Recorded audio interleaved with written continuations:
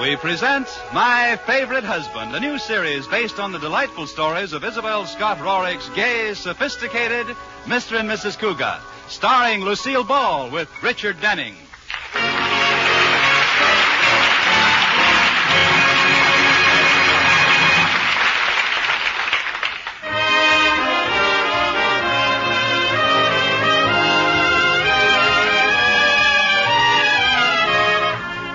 The Cougats, Liz, busy young matron, and George, busy young fifth vice president of the bank, are one of the few couples we know who live together and like it. Let's look in on them now as Liz waits for George to come down to breakfast. Oh, Katie. Yes, Mrs. Cougat, what is it? Katie, you don't have to serve breakfast this morning. I'll serve Mr. Cougat myself. Oh, don't you feel well, Mrs. Cougat? Yes, but there's a special little favor I want from him, and if he thinks I cooked the breakfast, it might put him in a better frame of mind. Well, if he thinks you cooked it, Mrs. Cougat, I don't think he'll eat it. Well, fix something real nice, like scrambled eggs. I'll make a nice omelet. Oh, you can always get around a man with food. I used to get anything I wanted from my first husband, Clarence. I just cooked him an omelet and put in a whole bottle of Tabasco sauce. A whole bottle? Uh-huh. And I wouldn't give him a glass of water till he said yes. Well, just leave out the Tabasco. I've done everything to keep George in a nice frame of mind this morning. All right. Liz? Hey, Liz, where are my clothes? I can't find them anywhere. They're all there, George. I hung them up. Well, what did you do that for? I had them all neatly laid out on the floor where I could find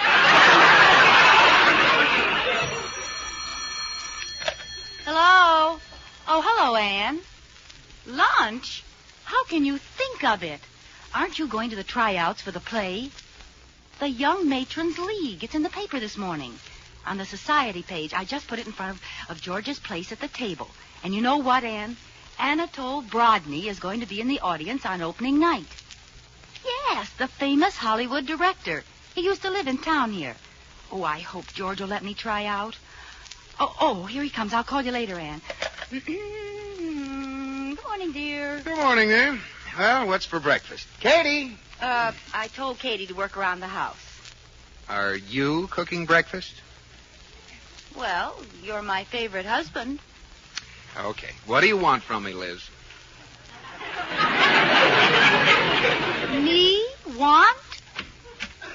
Mrs. Cougat, can I see you a minute? What is it, Katie? Something wrong? Go right ahead, Katie. Tell me. I have nothing to keep from Mr. Cougat. Breakfast won't be ready for a while because the omelet you were cooking spoiled and you had to make another one. Thank you, Katie. I hope you didn't put too much salt in it, Liz. Don't be funny. Hey, why don't you read your paper, George? You mean you let me? Certainly, dear. See, it's all set for you. All you have to do is read.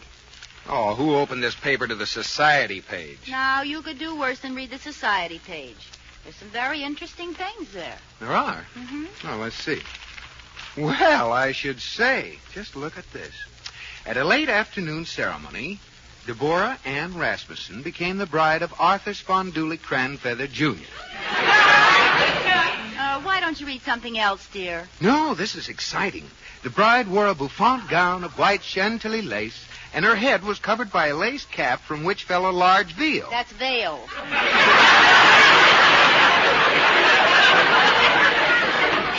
Veil, veil, they all look silly.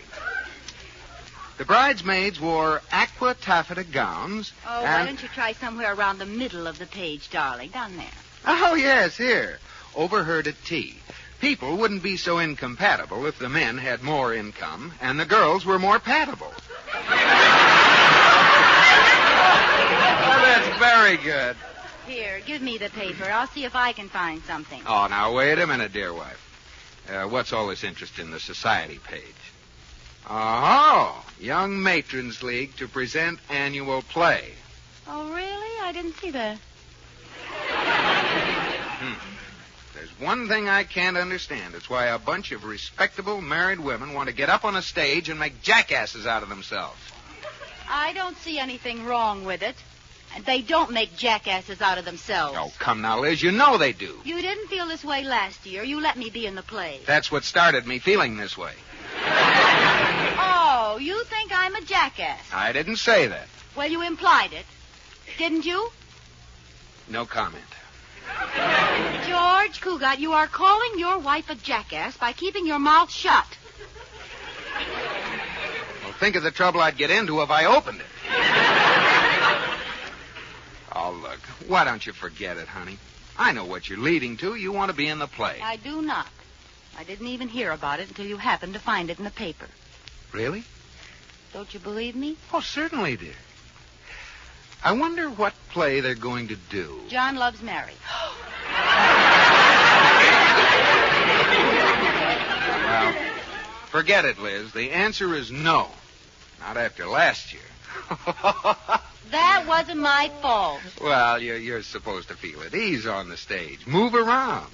Oh, I almost died when that fella came bounding in and called, "Run for your life. The dam has broken."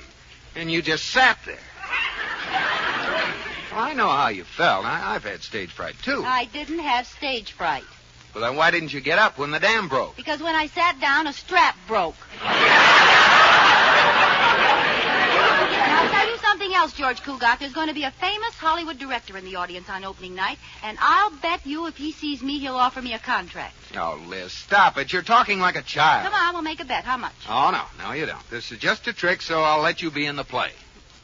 Well, I have to go to the office, dear. Sorry I had to deprive you of a Hollywood career. Very funny. What has Betty Grable got that I haven't got? Or Lana Turner? Nothing, dear. In fact, you have something they haven't got. I have what? Me. Well, see you later, dear. If you want me, I'll be at the bank.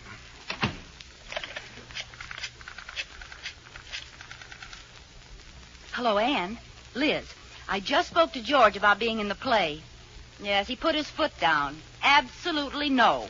He was really definite about it. What time are we going to the tryouts? Of course I am. It's a challenge now. If I get the part, think how surprised George will be on opening night, to say nothing of that Hollywood director. Who, me? Don't be silly. A Hollywood contract is the last thing in the world I want. I'd just like to show George I could get one if I wanted to. Goodbye, Anne. I'll get the door, Mrs. Cugat. I know that horn. It's Mr. Cartwright. Good old Corey. Gee, I'm glad he dropped by. What does Mr. Cartwright do for a living, Mrs. Cugat? Oh, nothing, Katie. He's just a very eligible bachelor. Well, from what I gather, he chases women for a living. Now, that's not exactly fair, Katie. Women chase him for a living. Only none of them have caught him as yet. Well, I'll let him in. Greetings, dear. Heaven's gift to unmarried young America is here. Corey Cartwright, am I glad you dropped by. I want you to help me with something. You know me, Liz. Anything up to murder. And for you, I may go a step farther. Who do you want me to rub out? I mean, or should I say, whom do you want me to rub out? You're never serious, are you? You get married someday. By the way, how's your new girlfriend? Which one? That little redhead. Which one? Her name was Mary. Which one? What was her last name? What a life you must lead. If I remember, it was Johnson. Mary Johnson. Well, she hasn't called me in ages. I've got her name in my book. Yes. Here it is. Mary Johnson, R-H-R-W. Would you mind decoding that for me? Not at all. R-H, that means redhead. Mm-hmm. What's the other R for? Real. And the W is my kissing guide. Oh, I get it. Won't, huh? No. Will? No. Wow. You know, you've got more on your girls than the FBI has. Next thing, you'll be giving them a loyalty check. Oh, enough about me and Amour. No, now, wait a minute. If you had my name in your book, what would it say? I have. Oh. Here. Oh, let's see. Liz Cugat. R-H-R-W? Keep going. W-I-W-G. Holy cow, what does that mean? Wish I were George. Oh, that's sweet, Corey. You're such a good friend. Now, what was on your pretty mind when I came in? Corey, George doesn't want me to be in the play the young matrons are putting on, but I want to get a part and show him I can act. Now, if I get a part, will you see that George is out somewhere on the nights I have to go to rehearsal? Sure. It'll be worth it to see the look on his face opening night. Gee, thanks, Corey. Now I have to rush right down to the tryout. Oh, me too. I'm picking up George, and we're having lunch with Anatole Brodny. Well, don't tell him you were here or say anything about... Who'd you say you were having lunch with? Whom? All right, whom is eating lunch with you? Anatole Brodny. He's an old college chum of ours who made good out in Hollywood. You know, I never thought he'd have what it takes. He was a real goof. Maybe that's what it takes. Listen, Corey, try to get George to bring him to the house, will you? If I can make an impression on him in my own home, it'll be half the battle. Well, I'll try, but I don't think George will go for it. Well, then you bring him. Promise me you'll try. Okay, promise. Thanks, Corey. You're a real pal.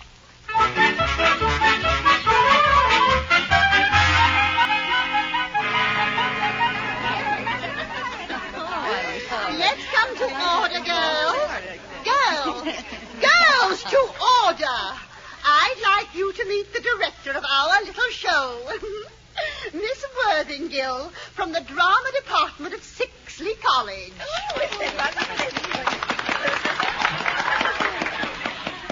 How do you do? Before we start tryouts, I'd like to tell you about the way I direct. I stress naturalness. Every word you say must sound real, vital, and natural. How many of us have heard an actress on the stage say to her fiancé, "Darling, I love you"? How much more believable it would have been to us if she had been natural and said, "Darling, I love you." Isn't she wonderful, Mrs. Cougar? What?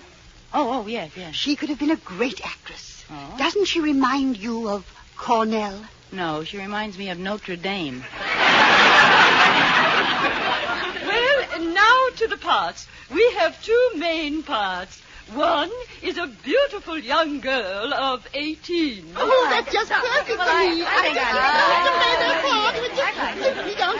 The other part is a young matron of 36.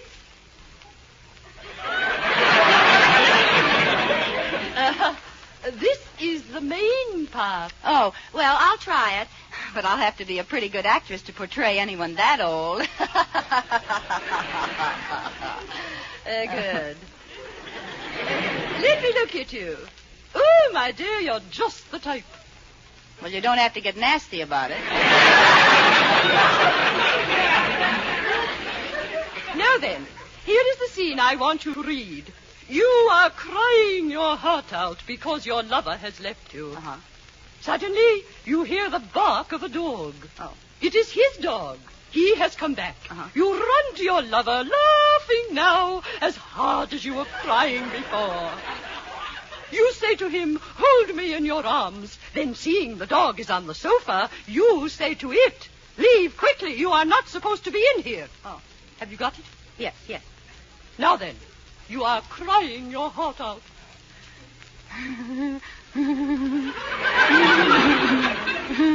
Oh, no. You'll have to do better than that. I said you are crying your heart out. Like this.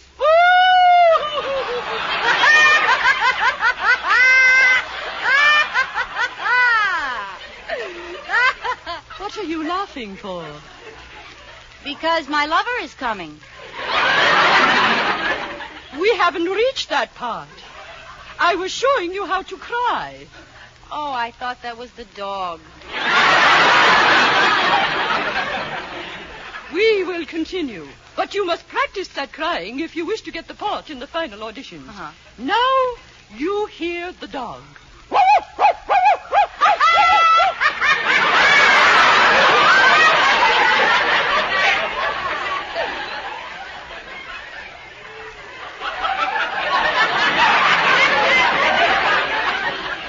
You sound like you just heard a joke.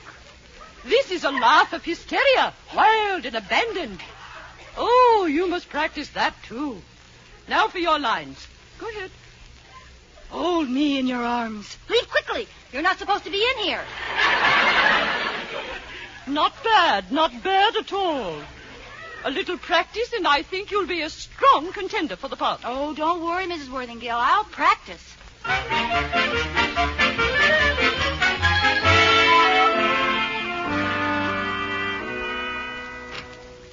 Oh, hello, Mr. Cougat. Is there something wrong? No, Katie, I just had to run home for some papers I left in the study. Is Mrs. Cougat home?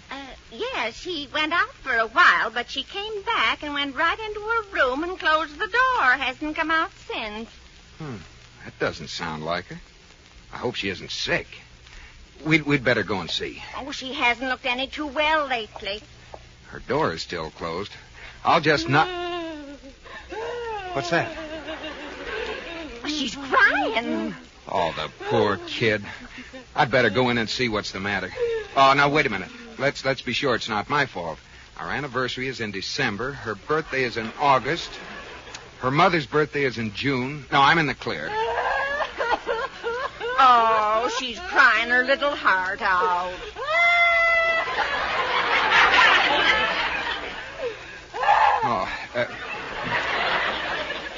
Come in with me, Katie. I get all funny when she cries.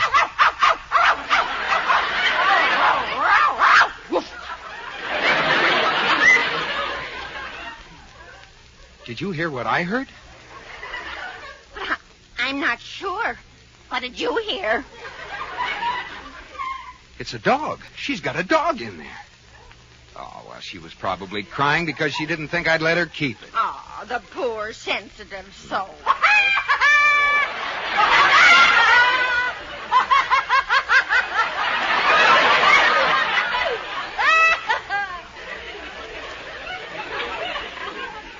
Well, she's all right now. That's all it was, Katie. She's got a dog in there. Take me in your arms. I'd better go and take a look at that dog. I have some work to do.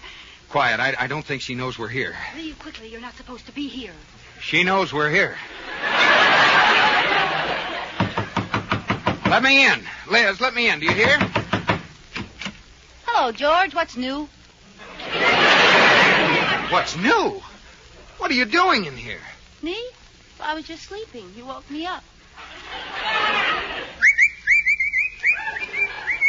What's the matter with you? What are you whistling for? Nothing. Can't a fellow whistle? Well, what are you looking under the bed for? Did you lose anything? Well, I don't know yet.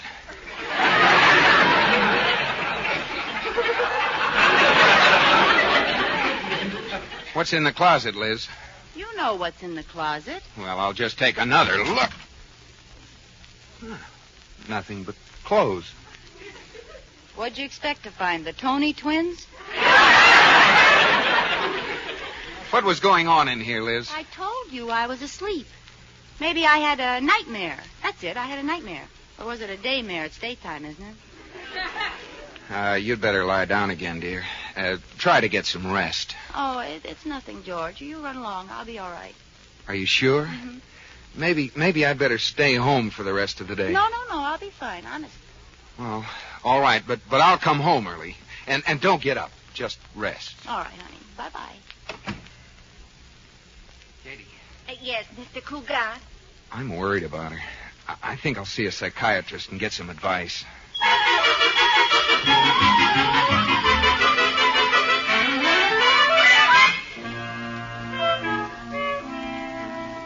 Dr. Schweinkamp will see you now, Mr. Cougat. Thank you. Good afternoon. Good afternoon, Doctor. My name is Cougat. I see. Lie down, Mr. Cougat. Oh, it's not for me. It's for someone else. Of course, I understand perfectly. Lie down, Mr. Cougat. But I'm serious. I came to see you about someone else. Everybody does. Lie down, Mr. Cougat. I won't lie down. Xavier. My name is George Cougat. Can't even carry a tune. Now, look, Doctor, my wife is acting strangely, and I want your advice. Certainly, Mr. Cougar. And I won't lie down. As you wish, Mr. Cougar. What? Do you mind if I lie down? No. I've always wondered what it was like. Say, it's nice here. After this, I think I'll lie down and let the patient sit up. Okay, pardon me, Mr. Cougar. What were you saying? It's Cougat. I want to tell you about my wife. She locks herself in her room. Oh, this is very common with married people. But you don't understand. She laughs. Then she cries. Then she barks like a dog. That's not quite so common. In fact, that sounds like a serious case of manic depressive psychosis aggravated by alternate canine insanity, prompted by a subconscious desire to put on the dog. Oh, that sounds awful. Tell me, Mr. Cougar, do you have a large income? Oh, I do moderately well. I'm 5th vice president of a bank. Oh, very interesting. Well, do you think that has an effect on my wife? No, but it will have an effect on my bill. I'll tell you what I want to do, Mr. Cougar. I don't want to alarm your wife. I'd like to see her in her home environment. Why don't you call her up and tell her you are bringing a friend home, a business acquaintance? I'll come over this evening. If you like, I'll come for dinner. You'll come to dinner? Oh, thank you. I'll be glad to come. Well, all right, Doctor. Anything you say.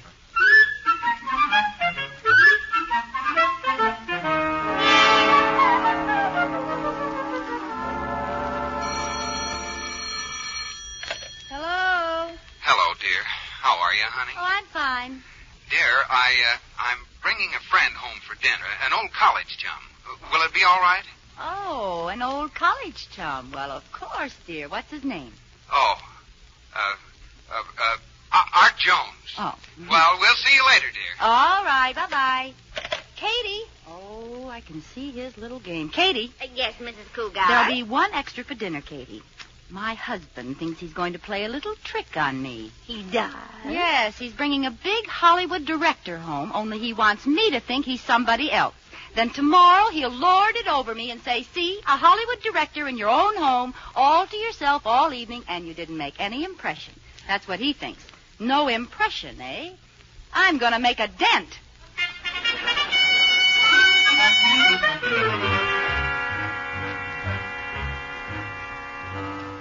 Well, here we are, Doctor. No, one moment before we go in.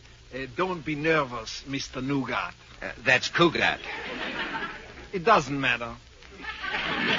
Now, don't worry if she seems to act normal. I can tell her condition by subtle little actions and movements. Don't do anything to arouse her. All right. Here we go.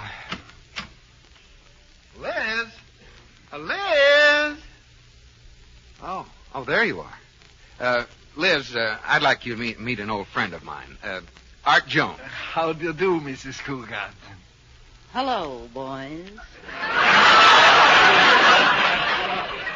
Say, I'm certainly glad you came up to see me. What? How about a drink, boys? Now, Liz, please.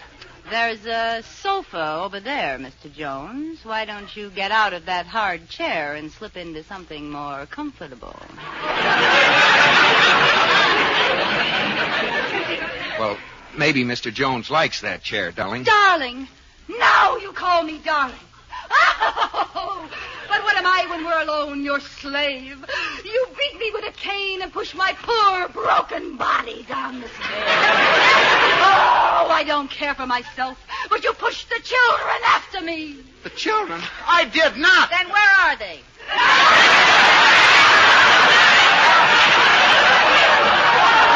I can't stand it, putting on this sham in front of your friends.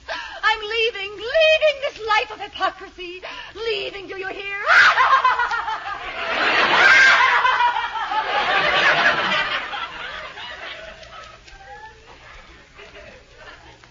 Well, Doctor, what do you think? Don't Speak to me, you can!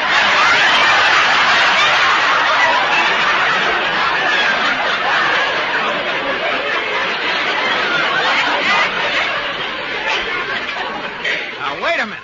No, I would suggest that you come to see me every day, Mr. Cougar. You have a serious condition. I tell you, this is ridiculous. We have no children. Oh, she's making this all up. Oh, wait a minute till I get the door. Violet, will you buy a poor old lady's violets, honey? I haven't eaten in 3 weeks. Liz, you sound like a goat. Now, take that shawl off your head and come in here. Just a moment, sir. Here you are, old lady. 50 cents. Keep it. Blessings on you, sir. Blessings, blessings.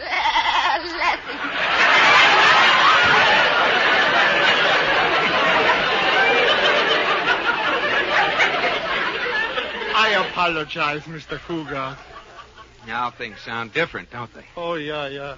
You should both come to see me. Now, quickly. You have a maid? Yes. Well, ring for the maid. We're going to find out how your wife has been acting around the house today. Well, I am ringing. I don't know why she doesn't answer. Oh, darn this bell. Maybe it's broken. All right. I'm coming, Governor. Don't get out about it. Oh, no. Liz, stop this. It's ridiculous. Oh, you don't like me as a Cockney, eh? Well, perhaps you'd like me better as a South Sea Island native. Liz, get up off the floor. What are you doing? Mi candeleo. That's good. Me love white man. You don't love me? No. Me answer doorbell. Well, here's Cartwright, a man of his word. Oh, hello, Corey. Where's Liz? Over there on the floor. Oh, yes. But I don't know what you're doing on the floor, Liz, but let me present this fellow with me. Mrs. George Cugat, Anatole Brodney. I'm pleased to... Anatole Brodney? Ah! Then who's this character? Allow me to present myself, Mrs. Cougar. Reinhold Schweinkampf, psychiatrist. Oh, help me with her, Corey. She's fainted.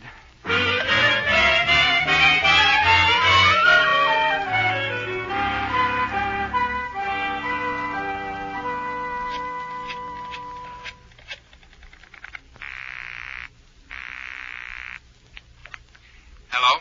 Hello. May I speak to Mrs. Cougat, please? Mrs. Cougat is upstairs resting.